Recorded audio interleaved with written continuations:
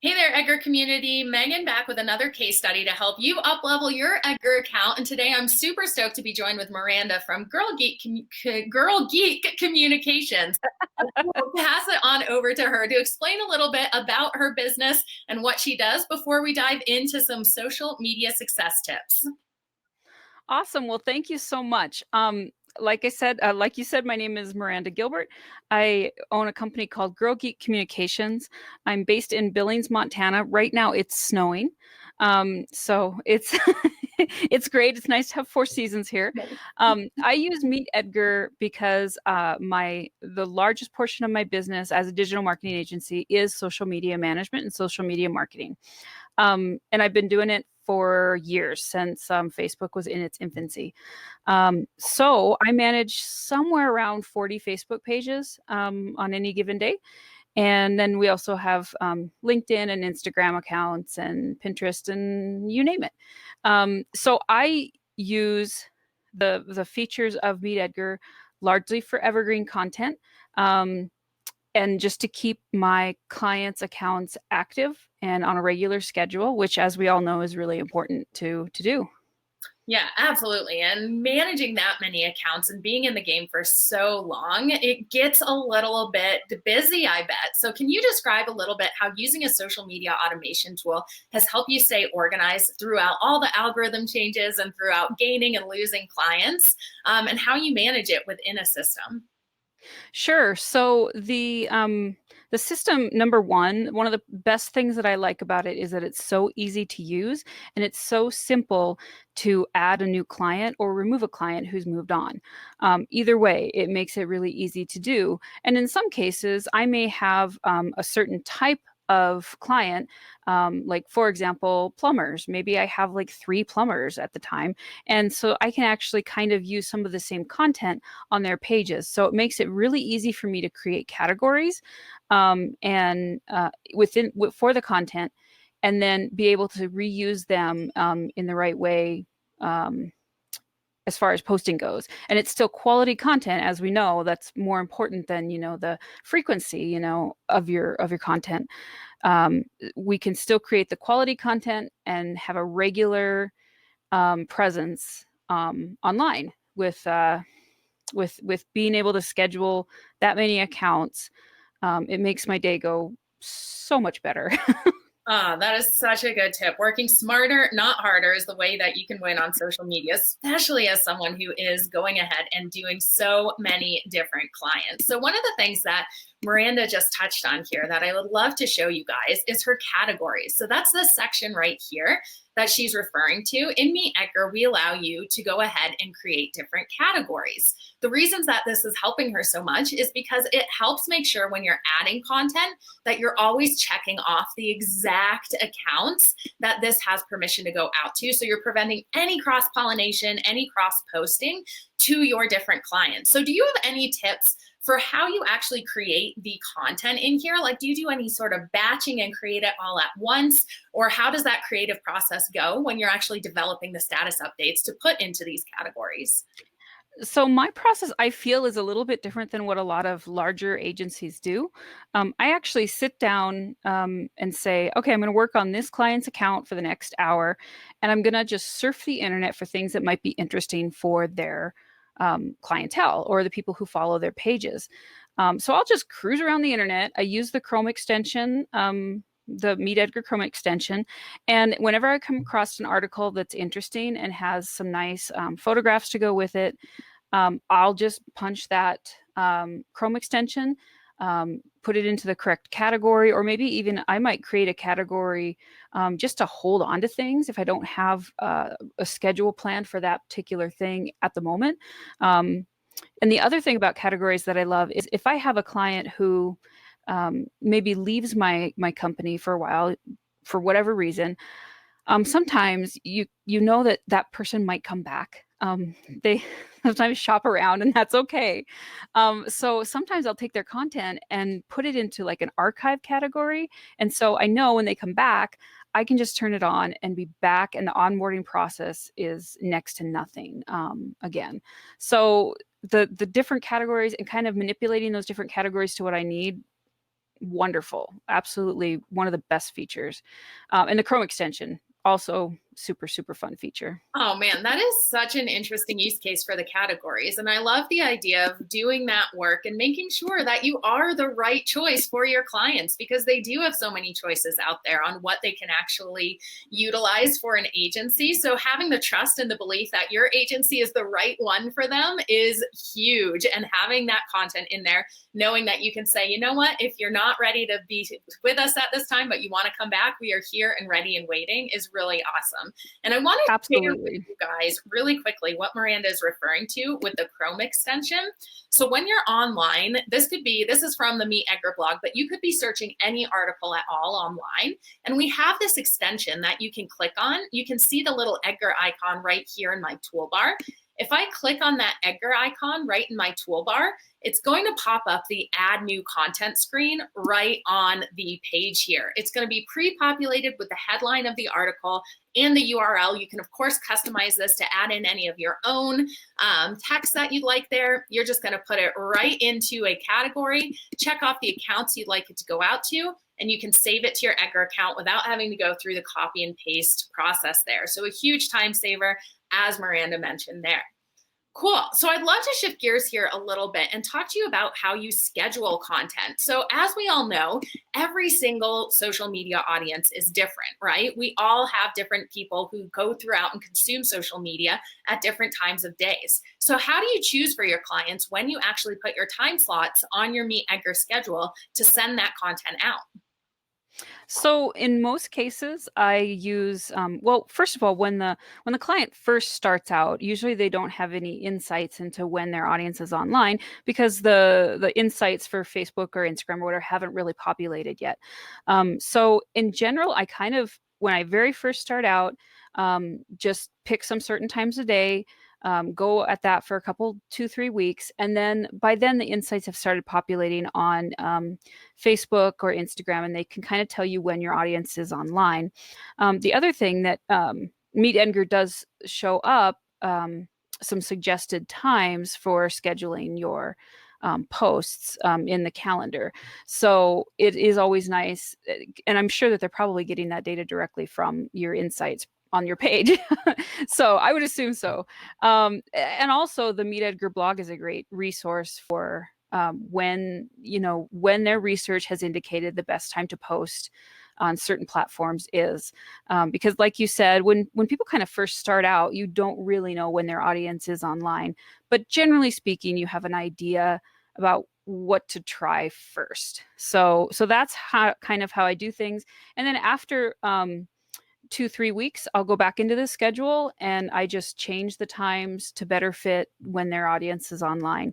And I can do that in a couple of clicks, so it makes it really easy.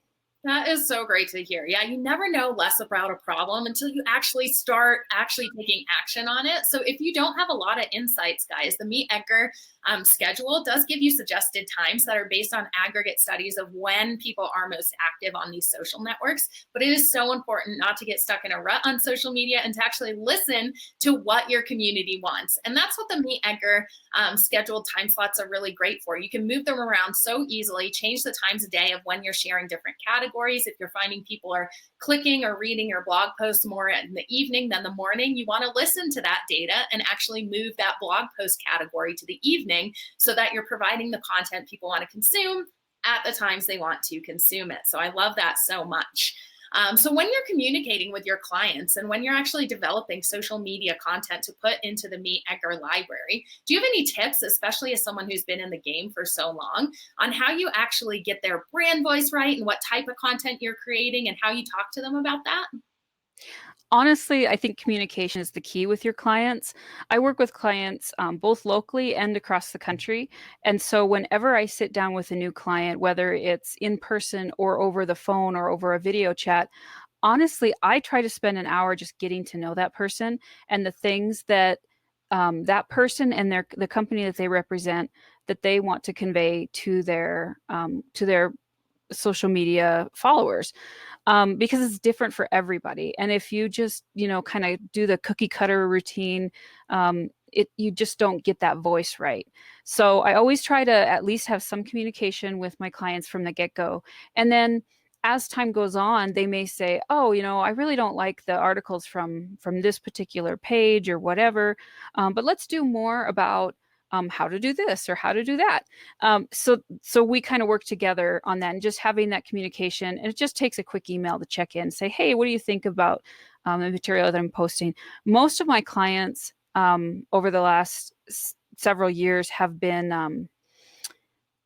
got to a point where they kind of just trust my judgment, and they're like, "Okay, just post whatever you feel is best for our company." And so and that's the idea, is that they can let me handle the social and the online presence for them, and they can go ahead and do their job and run their business. So that's been a pretty good approach so far. And like I said, I really kind of put my hat on.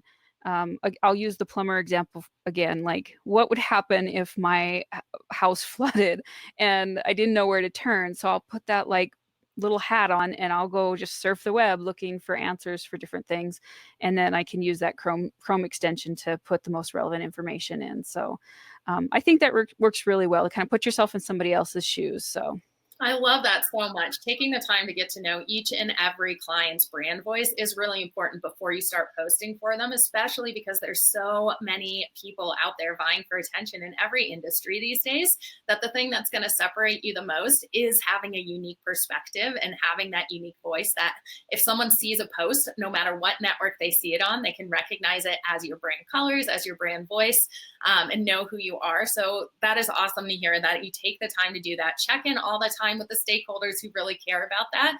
And it's so possible and easy to go into your MeetEdgar library, click edit on a post, and make those changes since you've already done the work in there. So that's awesome to hear. Are there any other social media tips, especially as someone who works with so many different industries, that you find are really useful kind of across industries that you've seen? um gosh, I mean, there's so many. One thing that I will say, it's kind of a strange, strange thing.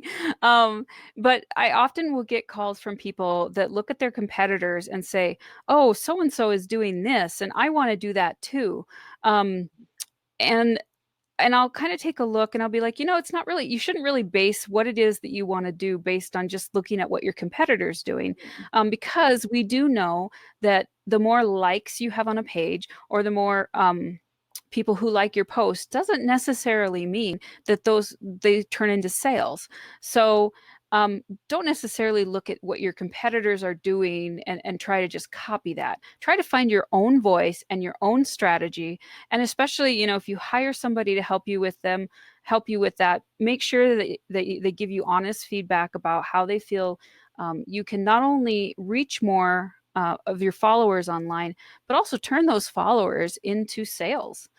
That's really what the most important thing is to turn around and create sales from your followers. So Yeah, that's so smart to stay in your own lane and make sure you're speaking who is already there and already listening to you, and not always getting pulled in these directions saying, "Oh, we need more followers." It's like, no, serve your community who's there, serve it with your voice, and then you'll attract the people who you're really meant for. So that's really yes, smart. they will come naturally. You don't need to kind of chase, and everyone has an opinion on social.